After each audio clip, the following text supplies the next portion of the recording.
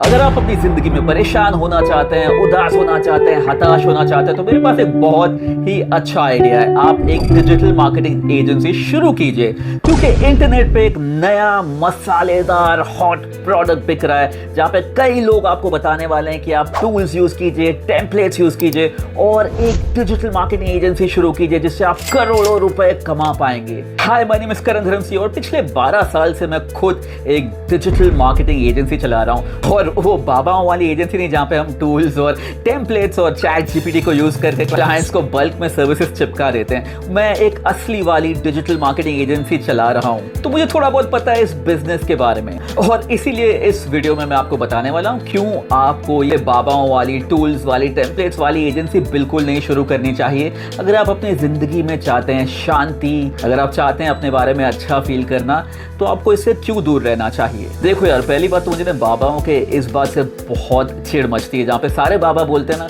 ये बिजनेस तो बहुत ईजी है, इसमें आपको कुछ नहीं आए तो भी फर्क नहीं पड़ता, इसमें आपको कोई नॉलेज की जरूरत नहीं इस चीज के बारे में, आप ये बिजनेस ना ऐसे चुटकियों में शुरू कर सकते हैं। If you think of it logically, कोई बिजनेस आसान नहीं होता। अगर बिजनेस करना इतना आसान होता तो आज भारत में हर घर में एक अडानी और एक अंबानी होता। तो बिजनेस का तो वैसे ही सक्सेस रेशियो बहुत कम है। 2% बिजनेस एक्चुअली सक्सेसफुल होते हैं, 98% तो फेल हो जाते हैं, बंद हो जाते हैं। अगर आप एक सोलो डिजिटल मार्केटिंग एजेंसी चला रहे हैं तो आपके लिए तो और मुसीबत है, क्योंकि अगर आपके पास टीम है तो आप उनको काम डेलीगेट कर सकते हैं। सोलो एजेंसी में तो सब कुछ आप ही करने वाले हैं भाई साहब। खैर, उस चीज को अभी हम साइड में रखते हैं। बिजनेस कितने सक्सेसफुल होते हैं, क्या चांसेस हैं, वो सब तो हम बाद में बात करेंगे। हम फोकस करते हैं डिजिटल मार्केटिंग बिजनेस पे ही। कि लाइफ में बिजनेस में मेरा एक सिंपल फॉर्मूला है, अगर मैं किसी बिजनेस में जाना चाहता हूं तो उसमें प्रॉफिट मार्जिन जो है बहुत अच्छे होने चाहिए। क्योंकि अगर एक बहुत लो प्रॉफिट मार्जिन बिजनेस में मैं चला जाऊं तो उसमें हो सकता है मैं सेल्स तो बहुत जनरेट कर लूं, लेकिन जेब में पैसा नहीं आएगा। और अगर आपके पास इन्वेस्टर का पैसा नहीं और आपके जेब में पैसा नहीं आ रहा, आप घर पैसा नहीं लेके जा रहे हैं, तो आप चैरिटी कर रहे हैं। तो प्रॉफिट मार्जिन अच्छा होना बहुत जरूरी है। तो इस फाउंडेशनल प्रिंसिपल को हम अप्लाई करते हैं एक डिजिटल मार्केटिंग एजेंसी बिजनेस पे।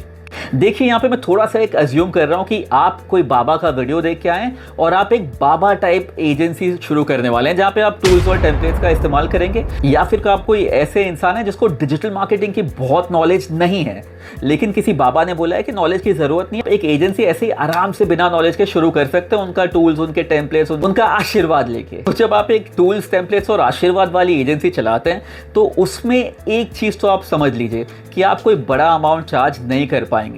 जो बाबा जी ने आपको टूल्स और टेम्पलेट्स दिए हैं, उन्होंने वो हजारों और को दिए हैं। तो मार्केट में आपके पास जो प्रोडक्ट है वो हजारों लोग लेके घूम रहे हैं और वो दूसरों को चिपकाने वाले हैं, अगर उनको किसी क्लाइंट ने पैसे दिए तो। बिजनेस का एक सिंपल रूल होता है, अगर सप्लाई अनलिमिटेड है, सप्लाई की कोई कमी नहीं है, तो प्राइस तो अपने आप ही गिरने वाला है। तो आपको कोई बड़ा पैसा क्यों देगा, क्योंकि आप बाबा जी के आशीर्वाद और उनके मार्गदर्शन पे आगे बढ़ रहे हैं। तो मुझे ये कहीं ना कहीं पता चल रहा है कि आपको ब्रांडिंग और ये सारी चीज़ों की इतनी अभी फिलहाल समझ नहीं है, और बाबा जी के इशारे पे, बाबा जी के मार्गदर्शन पे, रास्ते पे आप चलने वाले हैं। तो देखिए, जहाँ तक मुझे पता है 99.9999% बाबाओं ने तो कभी खुद कोई क्लाइंट को सर्विसेज दी नहीं होंगी, राइट। बाबा जी सारे सिखाते हैं, उन्होंने कभी खुद एक as a agency owner client acquire नहीं किया और ना ही सर्विसेज डिलीवर की होंगी। तो उनको कोई दूर दूर तक समझ नहीं होगी कि इतनी मेहनत का काम होता है क्लाइंट्स को सर्विसेज डिलीवर करना। तो कोई बाबा जी को ये समझ दूर दूर तक नहीं होगी कि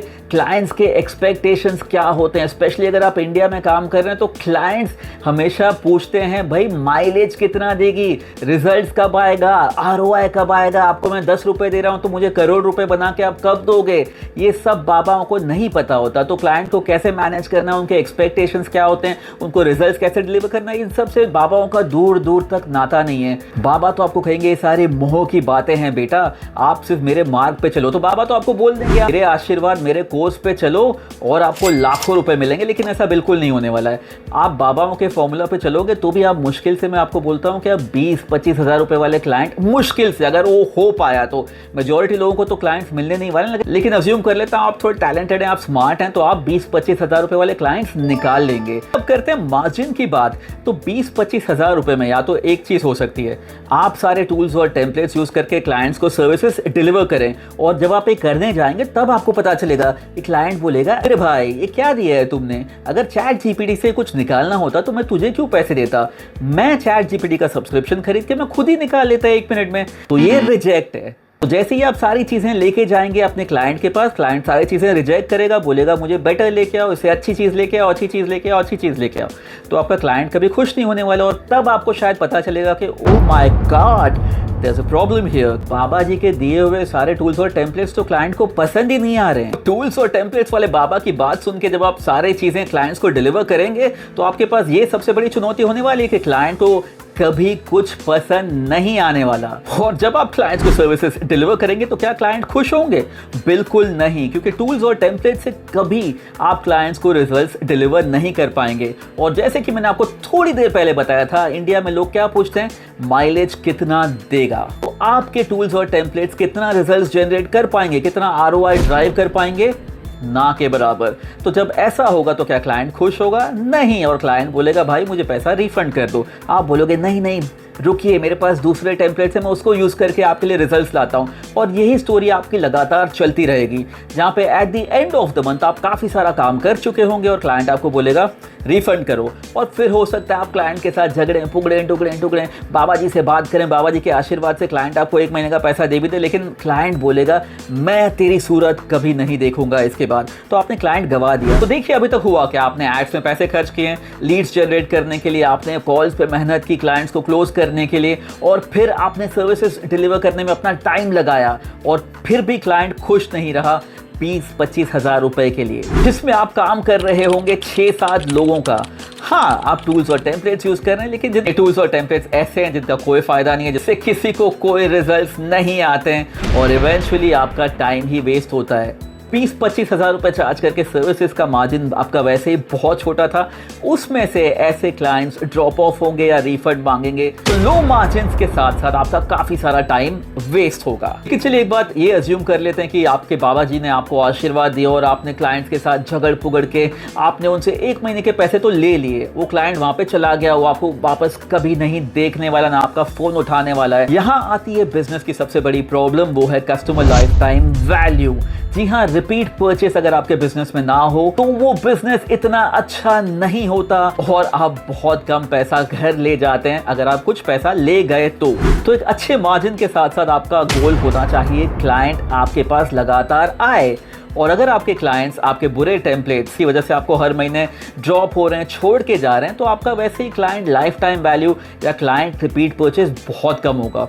और आप सोचिए ना, अगर आपको हर महीने नए लीड्स जनरेट करने हो, रोज़ सेल्स कॉल पे जाना पड़े, क्लाइंट्स को खुद ही क्लोज करना पड़े, फिर उनको सर्विसेज डिलीवर करनी पड़े, फिर उनके क्वेरीज आंसर करने पड़े, तो देखिए अभी तक हुआ क्या, आपने एड्स में पैसे खर्च किए, लीड्स जनरेट करने के लिए, आपने कॉल्स पे मेहनत की क्लाइंट्स को क्लोज करने के लिए, और फिर आपने सर्विसेज डिलीवर करने में अपना टाइम लगाया, जिससे किसी को कोई रिजल्ट्स नहीं आते हैं, और इवेंचुअली आपका टाइम ही वेस्ट होता है।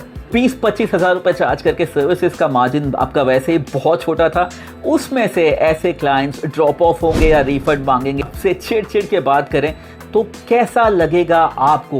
बाबा जी ने आपको बोला था आपकी दुनिया सुहानी हो जाएगी, आपकी जिंदगी बदल जाएगी, आप आपके खुद बॉस बन जाएंगे, लेकिन यहाँ पे तो सीन कुछ और ही है। आई एम श्योर आप सोच रहे होंगे कि अगर इसमें इतने कम मार्जिन से, अगर रिपीट परचेस इतना कम है, तो मैं 12 साल से इसी बिजनेस में क्यों हूँ? बहुत ही सिंपल जवाब है इसका। इस बिजनेस में मार्जिन अच्छे हो सकते हैं अगर नंबर 1 आप रिजल्ट्स डिलीवर कर पाएं। मैं कोई टूल्स, मैं कोई टेम्पलेट्स यूज नहीं करता हूं, क्योंकि मुझे टेक्निकली चीजें समझ आती हैं, मुझे पता है डिजिटल मार्केटिंग टेक्निकली कैसे काम करता है। और नंबर 2 आपके मार्जिन इस बिजनेस में बहुत अच्छे हो सकते हैं अगर आपके पास बहुत पैसे हैं जिसको आप यूज कर सकते हैं नेटवर्किंग में, अगर आपके पास बहुत पैसा है जिसको आप यूज कर सकते हैं आपके ब्रांड बिल्डिंग में, नेटवर्किंग में, स्ट्रेटेजिक पार्टनरशिप्स में। अगर आप ये चीजें कर सकते हैं तो आप क्लाइंट्स अक्वायर कर सकते हैं बहुत बड़े टिकट साइज पे, जहां से आपका मार्जिन अच्छा होगा और फिर आप पैसा अच्छा खासा घर ले जा पाएंगे।